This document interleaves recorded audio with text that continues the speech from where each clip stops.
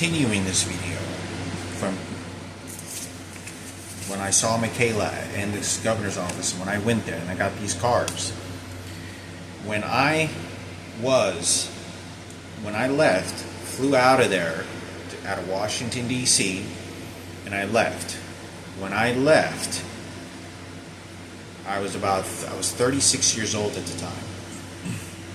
I was 36 years old, and I was 35. I was about 35 years old. And so I'm about 37 years old now, about this time. Okay, so fast forward, I'm about 37 years old.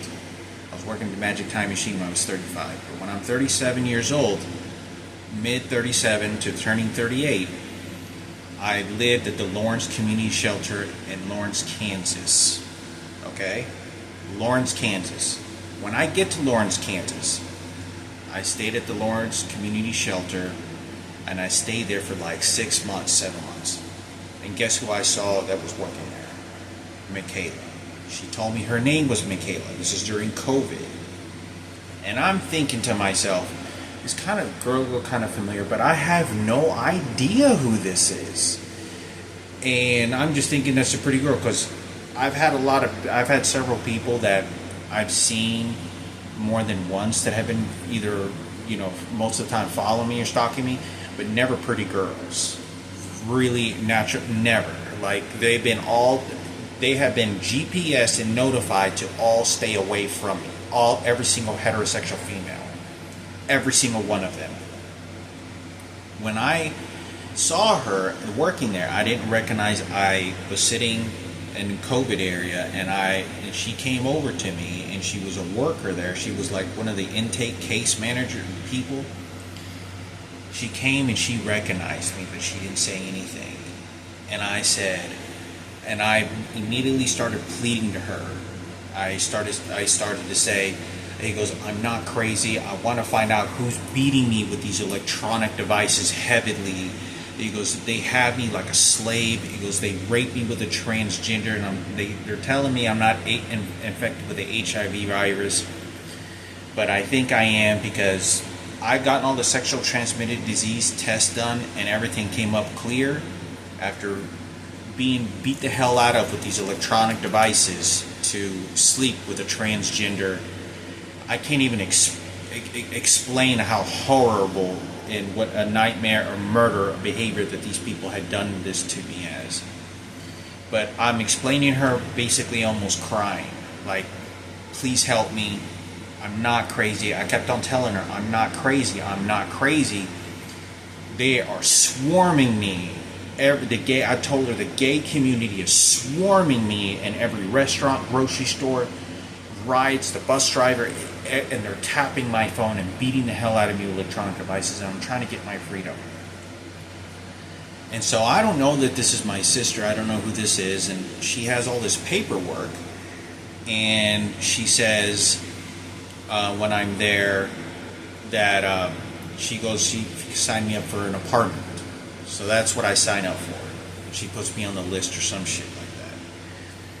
And then she works there only as a case manager like twice a week. 2 or 3 times a week. And there's a very heavy sense, I don't know how to explain it, that she's related to me or connected to me. I don't know how to explain that connection. Like, we come from the same cloth. We come from the same blood cloth. I don't ever say that she's my sister. I can't remember where I've seen her, but she looks at me like she recognizes me. She looks a little bit like me, but very, very pretty and tall. And I'm at the Lawrence Community Shelter. I'm 37 years old, and I'm literally living there the whole time. She never says anything to me. There are several periods of time when I have visits with her, sit-downs with her in the lobbies to talk about the situation I'm going through. And I begin saying, look, I was beaten. I told her, and I said I had a murder attempt that was placed on me. They set up a hit to have me murdered, and to scare me. And I said I was beaten at a cemetery, punched in the face and throat, and a knife pulled up to my throat. I was beaten horrifically. I said they targeted me and they set this up so that I would have nowhere to run or go to. And I never reported it because I was afraid that the gays that are doing this and the people were set up would eventually have me murdered if I had these 3 black individuals incarcerated for the rest of their life, or for 20 years in prison. They would come and kill me. They would find the other blacks to go do this to me because I had reported it. And I talked about what the scenario. I'd done nothing. I was homeless. I had fucking $40 in my pocket, and they took everything from me and just beat the fuck out of me. I had fractured ribs, and at a cemetery in the middle of the night, stomping my head, and I was just screaming for help. And so, I explained the majority of all the details of the murder attempt, but I had explained that it happened. And I'm sitting next to her, and I say, I think my mother may be twins too, but I recently found out that my brother is a biological twin. And I was like, I just found this out, and I had no idea. And she's kind of looking away and thinking to herself, and she seems like she got really mad, but not at me, like someone did something to her. I don't know what it was, who targeted her, your family, your boyfriend, your boyfriends, or someone she slept with, or a certain kind of guy. Something happened to her that was linked because they wanted to come after me, so they went after her. And that's the way to do it, because they want to please Sarah Cooper. They want to retaliate for the gay community, and that's who's doing it. Because when you have all this bad shit happen, you're going to have people will target. Like, to me, I can't walk to a grocery store and restaurant with somebody wanting to spit at me, or spitting at me, or trying to hit me with their cars, or giving me dirty looks, or wanting to start shit. They always approach and have a vibe that I'm an enemy, and everywhere I go, restaurants, grocery stores, convenience stores, everywhere. So anyway, and I'm there the whole 6 or 7 months, and I leave, and she never tells me that I'm her brother. Never tells me this for some reason. But she behaves almost in a few instances that I'm associating with her. This is weird that I'm there for 6 months and not one time she tells me anything, or do I remember. And they were shooting me with these devices, making me shit. And I told her this several times. I said, they're using electronic devices to make me have bowel movements on command. They just shoot an electronic device and they're just doing this to me. And at that time I didn't recognize, but I was almost kind of scared to say that they were shooting some sort of frequency device at me, and that is within my brain, an atmosphere that causes me to forget shit. And it's not me. I know this sounds really like an Area 51, sounds like a conspiracy theory, like a hoaxy pokes. It sounds fucking crazy that somebody has an electronic device that they can turn on, and it throws sonic waves into the fucking air, and they can turn it up a little bit in an atmosphere, and it throws, how like you repel mosquitoes, and you could just, it's a mosquito repellent, and you could just turn it on and turn it up. Some of them you can turn it up, and it deters mosquitoes. It's a physical object that's doing that to. Well, you can do that to the brain, human brain, and that's what they're doing to me. And I know that I had said that I was kind of scared to say something because I was like, man, somebody's shooting, but they were making me shit. And I told this person this. She seemed preoccupied to be thinking about something like, and I remember I had shown her documents that I had. I had all the documents when I got 40 tickets after cancer. I told her that I had to go in because I had a bone marrow transplant when I was 23. And I said, look, and I showed her the paperwork. It was over 30, it was a confirmed 40-something fucking tickets that I got. 35, 40 tickets in a 3-year period, 3 to 4 year period. And I said, look, these are the tickets that they were using, the gay community was strictly using to come after me. And they started using them as personal servants at my job sites and where I lived, and random people on bus stops, grocery stores, restaurants would then start saying things to me that if I didn't do what they told me to do, they'd call their personal servant police officers and give me more tickets. And they were doing that the whole time. They robbed me from all my financial security, which is the basic of all life. You can't do anything without any money. You're just always at the mercy of someone else.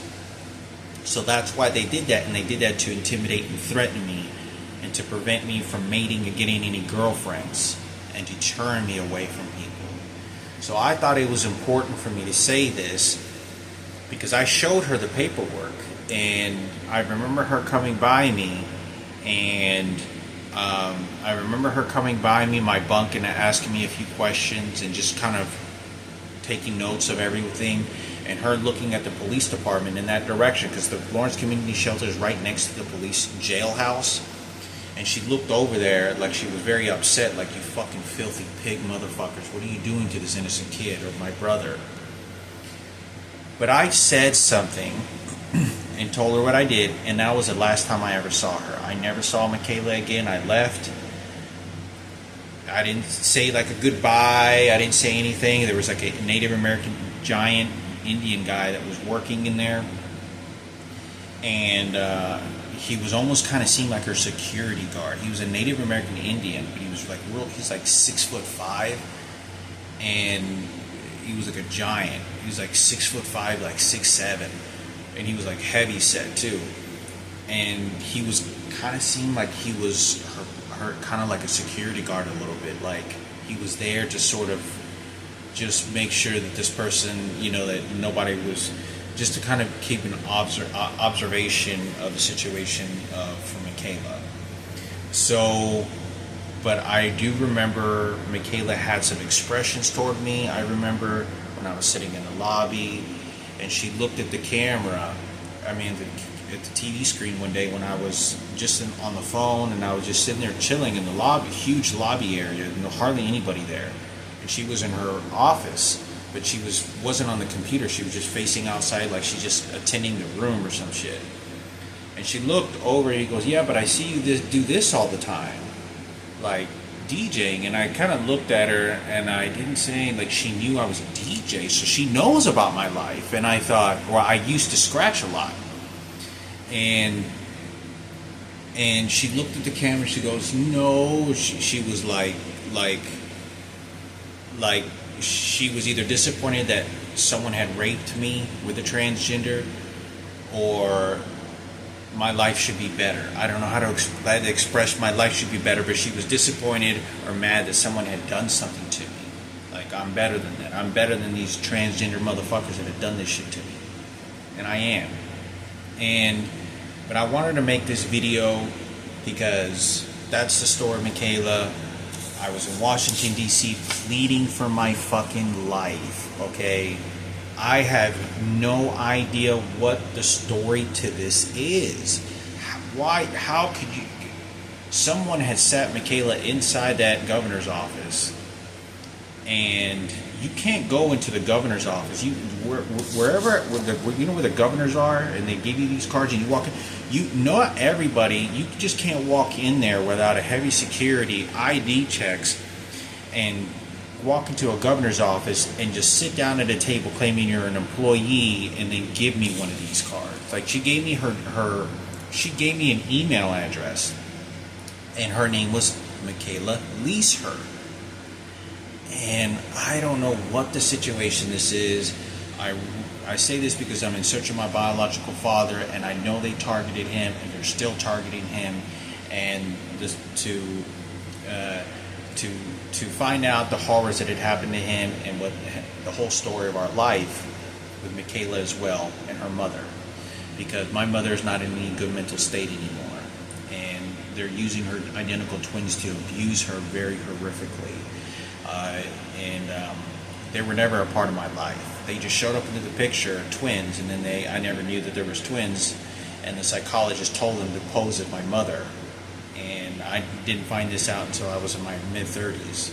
I was about 35 to 37 years old when I found this out. So I'm making this video. This is evidence that it happened. I'm not gonna stop searching for Mikayla until I die. I'm not going to stop searching until I die. I don't have anything else that's going to be good going for me in my life until I die. It's not going to be until I develop cancer. Until I'm terminally ill. But I wanted to make this video, the evidence that I'm showing that I was in Washington, D.C., my desperation for freedom. who's using these electronic devices on me.